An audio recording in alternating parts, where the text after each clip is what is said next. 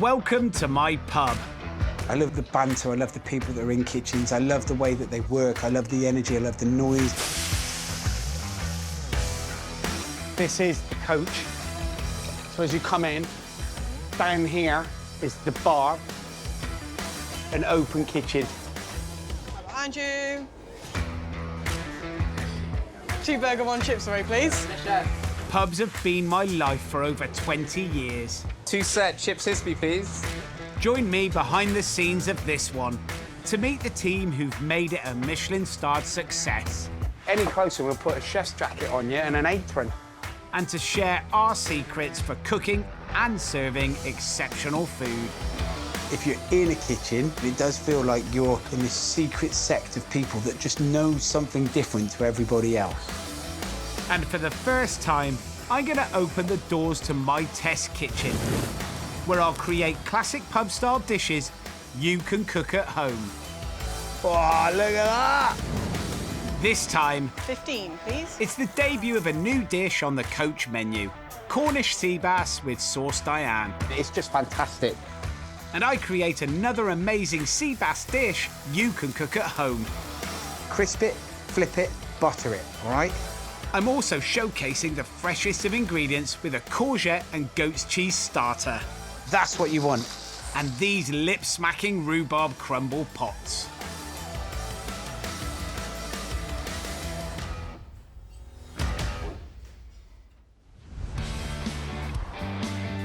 The quality and range of pub food in the UK has changed beyond recognition in recent years. I love the way that thyme and garlic comes out from that. People expect meals prepared on the premises with fresh ingredients, which hasn't always been the case. Looking good, right there. Looking good. Really good. And our approach to ingredients here is simple. Use the very best we can get our hands on. So here, this is the walk-in fridge. It's tiny, but this is what we have to operate out of for a small pub like this. Using fresh seasonal ingredients is, for us, the most important thing, because that's when the ingredient is absolutely at its best. Beautiful hispy cabbages that are in, amazing English asparagus. We're very lucky we can get deliveries every single day. As soon as it can leave the field, it's into the market and into us within 24 hours. So here we have monk's beard, and it comes from Italy. This wonderful kind of grassy herb that goes so beautifully with fish. And this isn't the sort of thing that you can buy in a supermarket on your daily shop. This is something that we can get from our specialist veg suppliers, and that's what makes coming out to the pub something different, because you can come here, you can have something that you wouldn't normally have at home. In the hands of Michelin-Star chefs, cooking you something very simple, very clean, making the most of a seasonal ingredient. 2 weeks this is around for. As this amazing herb is only around for such a short time, I want to make sure it's partnered with the best fresh produce. We've got a fish supplier who's based in Cornwall, and Sarah has the phone call every day in the morning at around about 10 o'clock about what's coming to the market, what's amazing, what is 10 out of 10. It could be sea bass, it could be gurnard, it could be monkfish. Whatever is 10 out of 10, Sarah will take. And we've taken delivery of today's 10 out of 10, which will go beautifully with the monk's beard. Caught yesterday and on the menu today. Roast Cornish sea bass with celeriac, monk's beard and sauce Diane.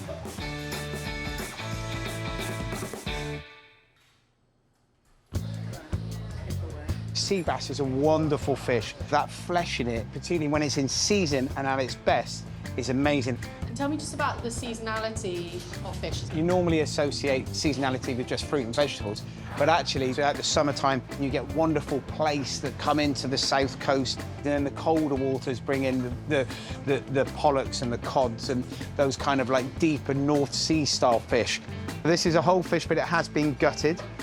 It's been scaled as well. Look, first thing you want to do is take your sharp knife and come just behind the head and cut down. And you can see that's where the spine is. You want to follow your knife across that back spine, and you have it on a slight angle, and you're using the spine to guide your knife along.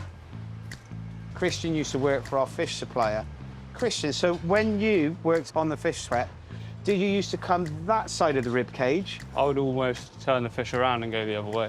There we go. I should have listened to Christian. Christian, do you want to do the other side? Can if you like, chef. Second side, it's easier to start at the tail. This is how somebody does it super quick. It's all about kind of just short, sharp cuts.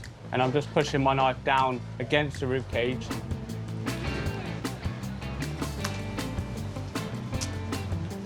Kitchen secret, best fish prep, is get yourself a Christian. You also then need to pin bone it. Now, here's a little tip for you. If you haven't got fish pliers, get yourself some small electrician's pliers, and they work just as well. Right, what sort of size do you want this, chef? A little bit smaller, chef. A little bit smaller. Yeah, just there. Is that all right for you? Yeah, lovely. Beautiful, lovely little portion of sea bass there. You're not scoring it now. No, I'll score it to order, chef. Score to order. Only Man United could do that.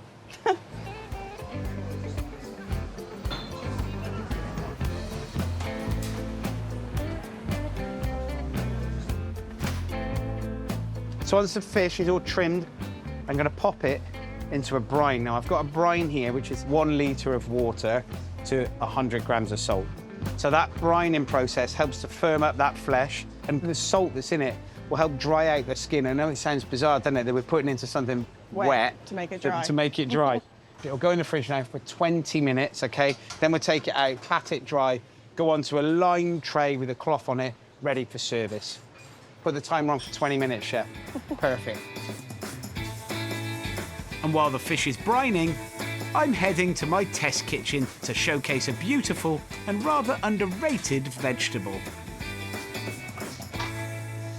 I'm always going on about fresh is best, particularly when we're doing something really simple like a clean and easy starter like this. Roasted courgettes with whipped goat's cheese. Start off with goat's cheese. Just give it a quick blitz just to break it down. I'm going to add cream cheese. And then to that, yoghurt.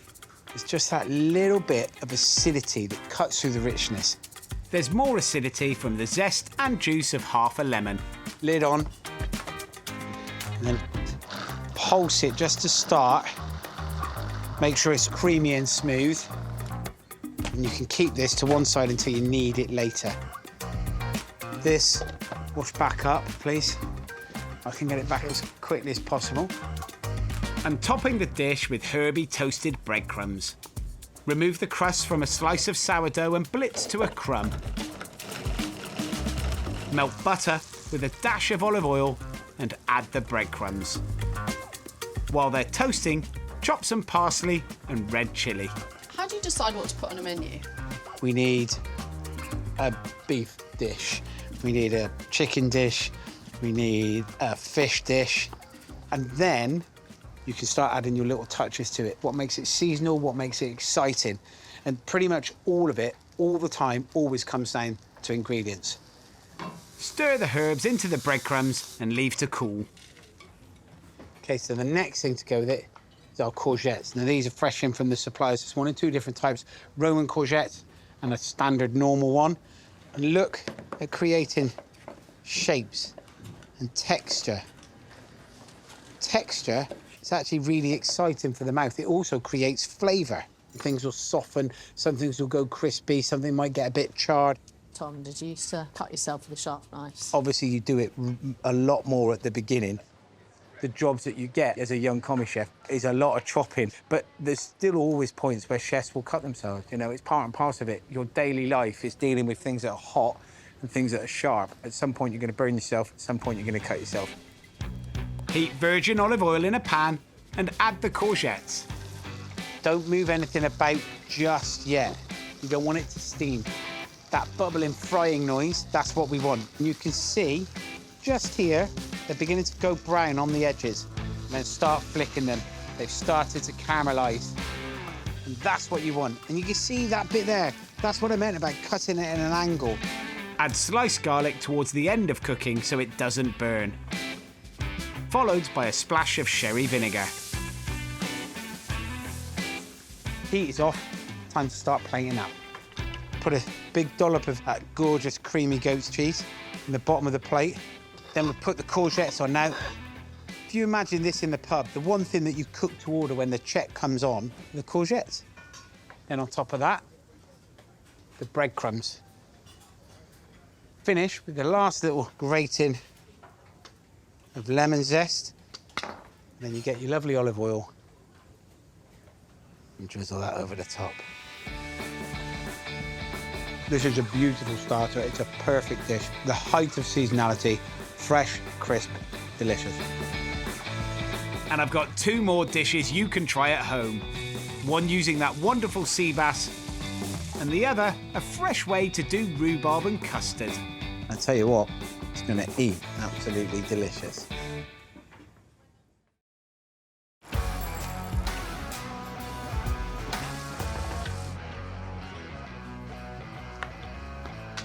Okay, sea bass. Now, saw it prepped out in the pub, and this is another way of cooking beautiful fresh fish. Very, very simple, served with some squid.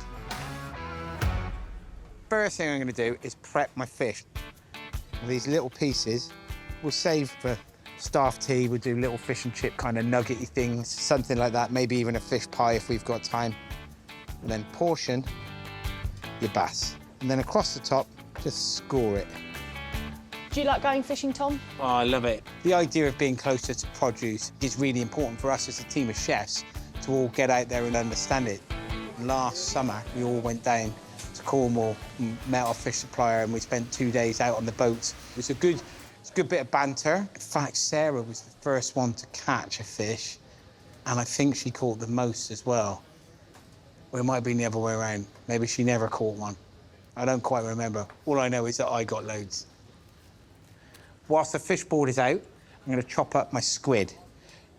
Cut into strips, and then into cubes of around about 1 centimetre. Then just snip the tentacles into little pieces, then go in with the rest of the squid. The next thing is chop a shallot. The proper way of chopping shallots, take the middles out, cut your leaves into strips, and dice. Trying to make everything uniform, same size. Are these the kind of techniques that you always teach your newest chefs? Chopping shallots and doing it properly, all of these sort of things are really, really important. Everything has to be pinpoint accurate. You can always tell the ones that are going to be really, really good cooks are the ones that take care of the raw prep. They're excited by the ingredients when they come through the back door, not by the end dish necessarily. I grew up on an estate in Gloucester. The ingredients that were coming through my mum's back door were foods of convenience. But then when you go into a kitchen and you start seeing different types of onion, seasonality, all of those sort of things, that's where it suddenly became really exciting for me. And all the ingredients in this dish are mega exciting. These are cooking chorizos. Dice and fry them in olive oil. The next thing that's going to go into that are those beautiful chopped shallots. No one notices that every single one was cut beautifully into perfect little dice. It doesn't matter, because there's a sense of precision and care that's gone right at the beginning. It sets your mindset in the process of care, consideration. It's a little bit like getting up in the morning and making your bed. You're already on to a good day. Would you have been good in the army? Maybe something in the forces might have been all right. I like the idea of having everything in the right place. Add a clove of sliced garlic and red wine. Bring to the boil and reduce by half.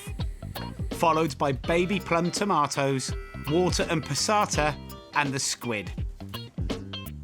Leave to stew for around 25 minutes.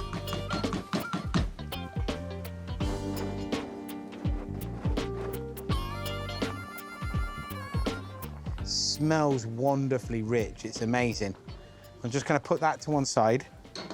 Take your sea bass fillet, dust it in the flour,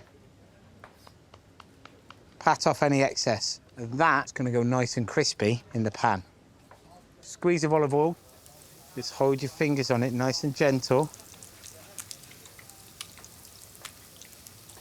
What I'm looking for is just a nice crisp finish on that skin. We are literally seconds away. It's almost, I'd say, 85% cooked, skin side down, nice and gentle and slow. So at this point, when the skin is crispy, I'm gonna flip them. After flipping the fillets, add butter and a squeeze of lemon and baste. If you add the butter before you've flipped it, what will happen is that the skin will go soft. All that hard work making that skin nice and crispy, actually the butter softens it. Crisp it, flip it, butter it, all right? Finish the squid and chorizo stew with chopped parsley. Spoon onto the plate and dress with parsley oil. Then, serve your piece of fish. That's it. Amazing line-caught, beautiful fresh sea bass, wonderful squid, the freshness of the tomatoes, a celebration, fresh, clean, crisp ingredients. We've got a lovely table just on the window. Right, 15 and 23, please. In the pub kitchen, lunchtime service is as busy as always. There's a sea bass come on order. Now that plancha, that stove that it's on, isn't too hot. This could be a frying pan at home. This could be under gentle medium heat at home. The thing we got to remember is that came in this morning, straight from the fish market, and then it's served for lunch. I mean, it's amazing. That's it. It's incredible. Now, whilst that's cooking up, Sarah's going to heat up the sauce. So this is a Diane sauce. It's kind of like a mushroom sauce. It's got a little splash of brandy through it. So the acidity that Sarah's decided to put through there, which works so well, is pickled mushrooms. The acidity level helps lift the freshness of that fish, and it all combines really, really nicely. Sarah's crisped, flipped and buttered the sea bass. All she has to do now is give that super seasonal monk's beard a blast of heat, and it's ready to plate up for the guest. And the bottom of the bowl, the roasted celeriac puree. Next on goes that Diane sauce. Then the monk's beard, clean, simple, wonderful flavour. Then that beautiful piece of sea bass. And then there's a little mix of breadcrumbs here. So it's brioche and sourdough, mixed with some fresh herbs and a little bit of lemon, finished with a bit of parsley oil. And then it's ready to serve. Hi, sir. The importance of making the best of wonderful produce extends all the way through the pub menu. Freshness of ingredients is key, even when it comes to desserts. So using a stem of rhubarb like this, crispness is so important, particularly for this dessert. My individual rhubarb crumble pots. Now this is exactly the same as you'd make any other crumble, but I'm just gonna make the crumble topping separately. Take 50 grams each of butter, caster sugar and plain flour. Add 25 grams of oats and rub together. Tom, what are your memories of crumble as a kid? It is the sort of thing that my mum used to make every now and then, like on a Sunday lunch. You know, rugby training in the morning and come back, my mum would have made crumble, but it would be apple and blackberry. It's the sort of thing that you normally associate autumnal or kind of winter dishes. But this is a really nice way, I think, of making crumble all year round. Works beautifully with summer fruits and springtime ingredients. Right, once I've kind of combined it all together, and it looks crumbly, I don't know really how else to explain it. Put it onto a tray lined with baking parchment. Stick it in the oven for 10 minutes till it's nicely toasted. Well, that's in the oven. I'm gonna get my rhubarb ready. It's always better to do in an oven on a tray like that, with some stem ginger. Now, I absolutely love ginger and rhubarb. It's a combination together. It's fantastic. It's got a little bit of fiery heat, but it's also got that gorgeous sweetness in that syrup. Pour a couple of tablespoons of syrup over the rhubarb. Chop the ginger and add to the tray with a sprinkle of caster sugar. And looking at the sugar dropping on that rhubarb there, that is a proper childhood memory. You used to have a little pot of sugar and a stick of rhubarb, and you dip in sugar and just eat, and I absolutely love it. Add more fruity flavour with grenadine, a pomegranate syrup, and strips of orange zest plus the juice. Cover the tray with foil and pop in a medium oven.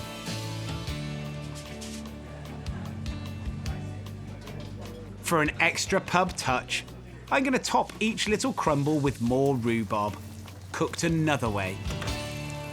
Cut a stem into short sticks and fry in butter. It's a really good kind of pub secret that you keep adding flavour. And then finally, squeeze the lemon juice. I'm just going to leave it to cool. Take the rhubarb out of the oven, and once everything's cold, layer the pudding up like a trifle. First the poached rhubarb and ginger, then crumble, squirty cream flavoured with vanilla, more crumble, and top with a piece of pan-fried rhubarb. I know it's a bit retro, serving things in glasses, but when you've got colours like that, you want to see all those layers, don't you? I love it. Get a bit of that rhubarb, crumble and the cream. Oh my God. What a great dessert. Celebration of great ingredients, fresh and best. Me and my team have worked tirelessly to build a reputation for inventive, high-quality food in all our pubs. And our secret for holding on to that reputation?